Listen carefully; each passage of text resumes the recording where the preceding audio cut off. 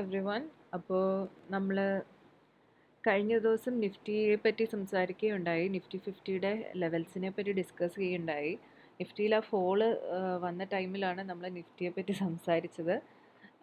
നമ്മളന്ന് പറഞ്ഞതുപോലെ തന്നെ 24,750യുടെ എബോവ് നമുക്കൊരു ക്ലോസിങ് കിട്ടിയിട്ടുണ്ട്.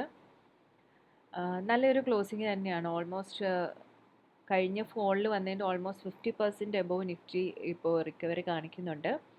ഈ ലെവല് 24,750യുടെ എബോവ് നിഫ്റ്റി 50ക്ക് സസ്റ്റെയിൻ ചെയ്യാനായിട്ട് സാധിക്കുകയാണെങ്കിൽ ഫർദർ ബുള്ളിഷ് മൊമെൻറ്റം നമുക്ക് എക്സ്പെക്റ്റ് ചെയ്യാവുന്നതാണ്.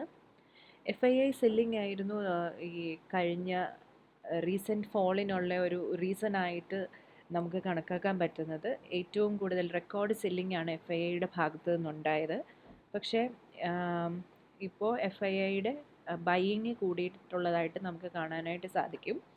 ആൻഡ് അതുപോലെ തന്നെ ട്രംപിൻ്റെ വിക്ടറിയൊക്കെ ഇതിനൊരു ബാധിച്ചിരിക്കുന്ന അല്ലെങ്കിൽ ഇതിനെ ബൂസ്റ്റ് ചെയ്യുന്ന ഒരു പാർട്ടാണ് എന്ന് നമുക്ക് പറയാൻ പറ്റും. ചൈനയിലേക്കായിരുന്നു FIIയുടെ സെല്ലിങ് വഴി അവിടേക്കായിരുന്നു കൂടുതൽ ഫണ്ട് പോയിക്കൊണ്ടിരുന്നത്. ബട്ട് ട്രംപ് വന്നതോടുകൂടി ചൈനയിൽ നിന്ന് റിട്ടേൺ ഇന്ത്യയിലേക്ക് ഫണ്ട് വരുന്നതായിട്ട് നമുക്ക് കാണാനായിട്ട് സാധിക്കും. ട്രംപിൻ്റെ പോളിസി അല്ലെങ്കിൽ എങ്ങനെ ഇരിക്കും എന്നൊക്കെ ഉള്ള ഒരു കാര്യം കൊണ്ടാണ് ഇതെന്നാണ് എക്സ്പേർട്സ് പറയുന്നത്.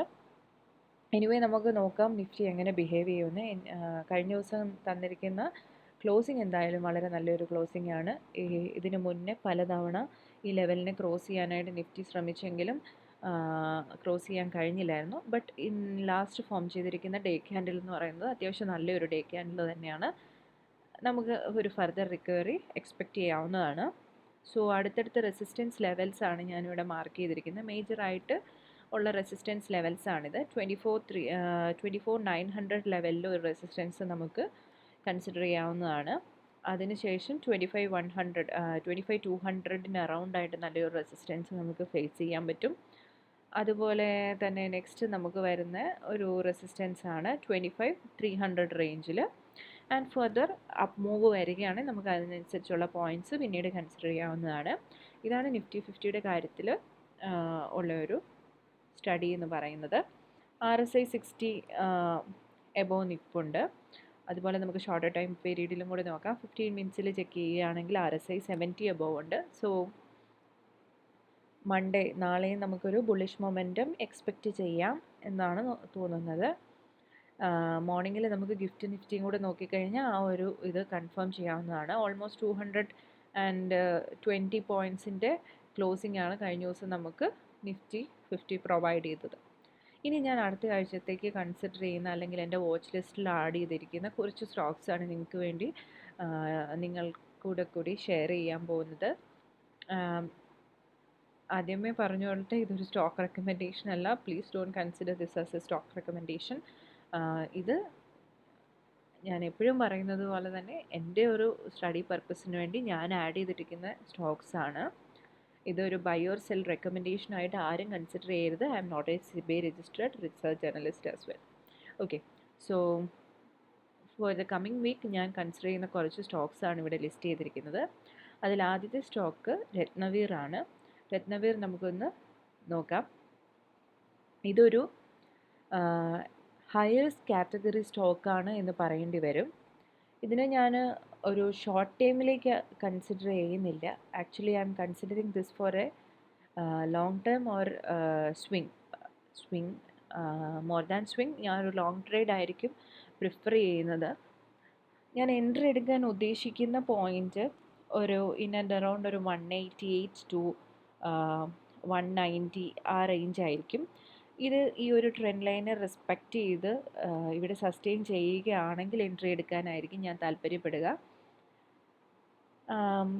കുറച്ചും കൂടെ റിസ്ക് എടുക്കാൻ പറ്റുന്നവർക്ക് അല്ലെങ്കിൽ കുറച്ചും കൂടെ റിസ്ക് എടുക്കാൻ താല്പര്യമുള്ളവർക്ക് ഇപ്പോഴത്തെ കറണ്ട് മാർക്കറ്റ് പ്രൈസിൽ എൻട്രി എടുക്കാവുന്നതാണ്. ഇതും ഒരു മോശമല്ലാത്ത പോയിൻ്റാണ് എന്ന് ഞാൻ പറയേണ്ടി വരും. ഒരു 197 അറൗണ്ട്, അതായത് ഇവിടെ നിന്നൊരു റിവേഴ്സൽ കിട്ടുമോ ഇല്ലയോ എന്ന് നമുക്ക് നോക്കേണ്ടി വരും.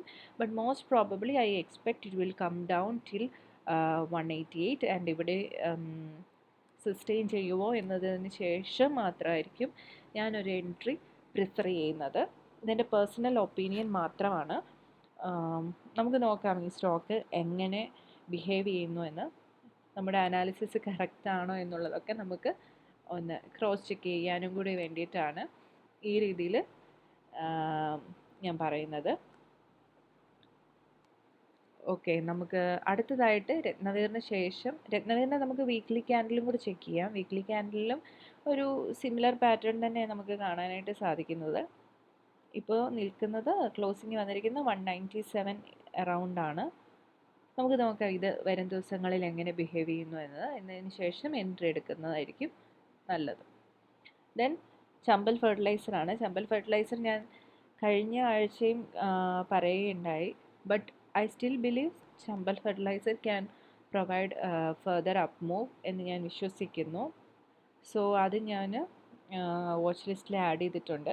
ഇത് എഗെയിൻ ട്രെൻഡ് ലൈനിൽ ടച്ച് ചെയ്ത് റിവേഴ്സ് ചെയ്തിരിക്കുന്നതാണ്. 250യുടെ ഹൈ ഈ അടുത്ത് 550യുടെ ഹൈ ഈ അടുത്ത് ക്രിയേറ്റ് ചെയ്യുകയുണ്ടായി. ആൻഡ് ഹൊറിസോണ്ടൽ റെസിസ്റ്റൻസിനെ ബീറ്റ് ചെയ്യാനാവാതെ വീണ്ടും ഒരു ഡൗൺവേർഡ് മൂവ്മെൻറ്റ് തരികയായിരുന്നു. But even though RSI is not bad, it is around 59 and 60.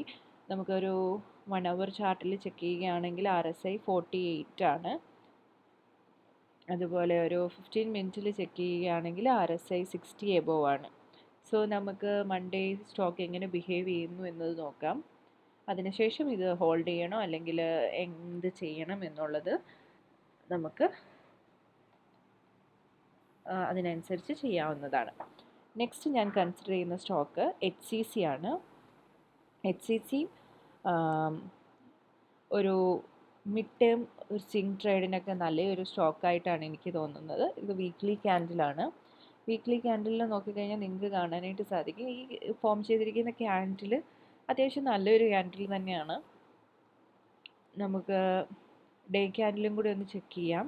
Day candle check ചെയ്ത് കഴിഞ്ഞാൽ നിങ്ങൾക്ക് കാണാനായിട്ട് സാധിക്കും 46.85 ടു അല്ലെങ്കിൽ ഒരു 47 ലെവലിനെ ഇത് പലതവണ പോയി ടെസ്റ്റ് ചെയ്യുന്നതായിട്ട് നിങ്ങൾക്ക് കാണാനായിട്ട് സാധിക്കും.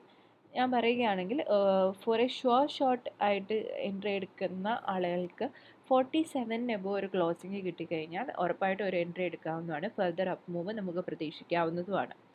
Then comes IRCTC.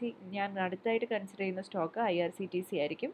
Day candle വളരെ നല്ലൊരു പാറ്റേൺ ആണ് കഴിഞ്ഞ ദിവസം IRCTC ക്രിയേറ്റ് ചെയ്തിരിക്കുന്നത്. അതിന് തൊട്ട് മുന്നത്തെ ദിവസം ഒരു ബെയറിഷ് ക്യാൻഡിൽ ഫോം ചെയ്ത് സ്റ്റോക്ക് താഴേക്ക് വരികയുണ്ടായി.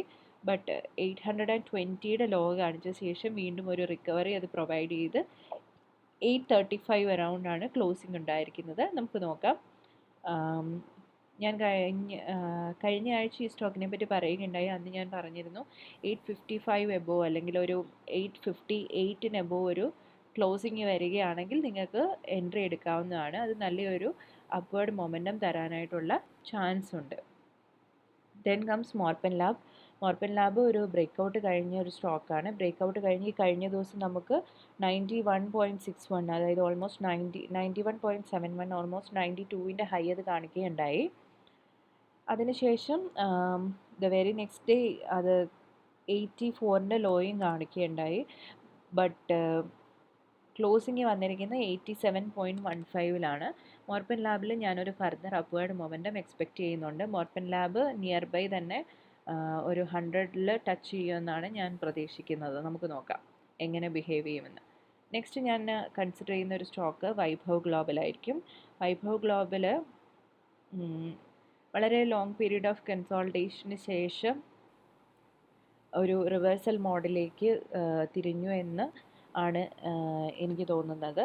അതിൻ്റെ RSI നമുക്ക് ചെക്ക് ചെയ്ത് നോക്കാം. RSI എബോവ് 70 ഉണ്ട്, 70.35 നല്ലൊരു RSI ഉണ്ട്. അതുപോലെ തന്നെ വൈഭവ് ഗ്ലോബൽ കഴിഞ്ഞ ദിവസം ക്രിയേറ്റ് ചെയ്ത ഹൈ എന്ന് പറയുന്നത് 328 ആണ്. 328ൻ്റെ ഹൈ ക്രിയേറ്റ് ചെയ്ത് അതിനുശേഷം ക്ലോസിങ് വന്നിരിക്കുന്നത് ഓൾമോസ്റ്റ് 322.80 ആണ്. നല്ല മോശമല്ലാത്തൊരു ക്ലോസിംഗ് ആണ് വൈഭവ് ഗ്ലോബൽ പ്രൊവൈഡ് ചെയ്തിരിക്കുന്നത്. വൈഭവ് ഗ്ലോബൽ എൻട്രി എടുക്കുകയാണെങ്കിൽ ഏറ്റവും സേഫ് എൻട്രി എന്ന് പറയുന്നത് 346.23 346ന് എബോവ് ആയിട്ട് ഒരു ക്ലോസിംഗ് ക്യാൻഡിൽ കിട്ടിക്കഴിഞ്ഞാൽ നിങ്ങൾക്ക് അതിൽ എൻട്രി എടുക്കാവുന്നതാണ്. അങ്ങനെ പറയാനുള്ള റീസൺ എന്ന് പറഞ്ഞു കഴിഞ്ഞാൽ പ്രീവിയസ്ലി നമുക്കിത് ചെക്ക് ചെയ്താൽ മനസ്സിലാവും ഇതൊരു നല്ലൊരു റെസിസ്റ്റൻസ് ഏരിയ ആയിട്ട് ആക്ട് ചെയ്യാനായിട്ടുള്ള ചാൻസ് ഉണ്ട്. അതുകൊണ്ടാണ് 346 ക്രോസ് ചെയ്തതിന് ശേഷം എൻട്രി എടുക്കാനായിട്ട് പറയുന്നത്.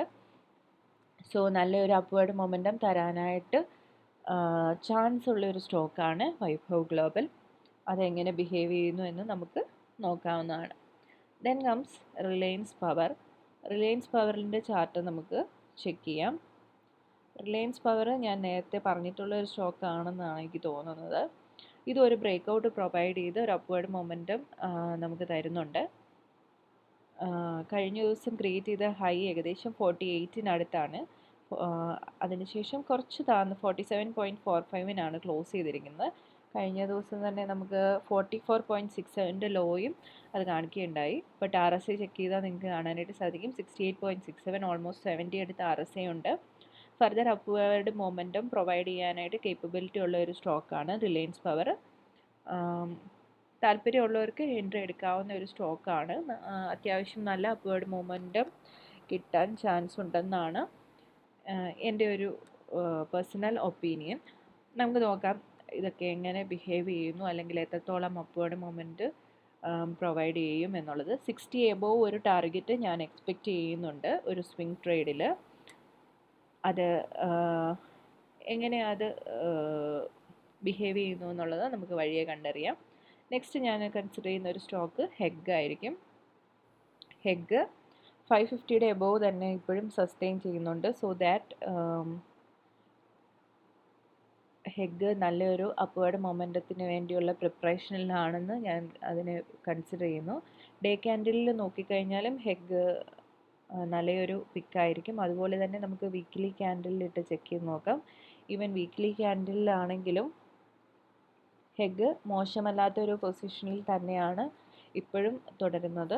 സോ നമുക്ക് ഹെഗും ഒരു വാച്ച് ലിസ്റ്റിൽ ആഡ് ചെയ്ത് ഒബ്സർവ് ചെയ്യാവുന്ന ഒരു സ്റ്റോക്കാണ്.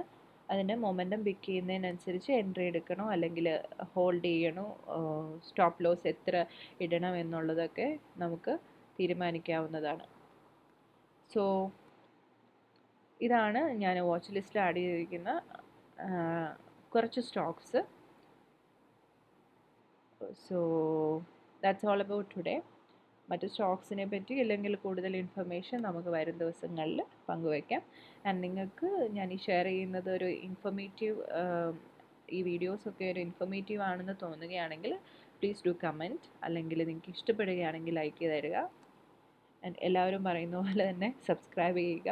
നിങ്ങളുടെ നിർദ്ദേശങ്ങൾ എന്തായാലും അറിയിക്കണം. Whether it is positive or negative നിങ്ങളത് പറയണം. എന്നാലേ എന്തൊക്കെ ഇമ്പ്രൂവ്മെൻറ്റ്സ് വരുത്തണം എന്നുള്ളത് എനിക്ക് മനസ്സിലാവുള്ളൂ. And that's all. Thank you.